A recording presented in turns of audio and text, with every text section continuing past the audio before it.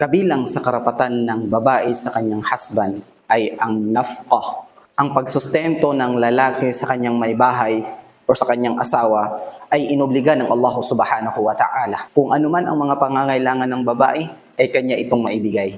Dahil tungkulin ito ng isang lalaki na maibigay sa kanyang asawa kung anuman ang kanyang mga pangangailangan. Ngunit sister, ang advice ng ating mga ulama ay tanggalin sa inyong ugali ang tinatawag na kanaa, ang hindi makontento. Kung anuman ang ibinigay sa iyo ng iyong husband, gaano man ito karami or kalaki or kaliit, maging makontento ka. Dahil ang sabi ng Allah subhanahu wa ta'ala sa suratul Talaq, liyunfiq dhu sa'atin min sa'ati wa man qudira alayhi rizquhu falyunfiq mimma atahu Allah. Sa malapit nitong kahulugan, hayaan ang mga lalaki na gumugol sa inyo, sumustento sa inyo sa abot ng kanilang makakaya.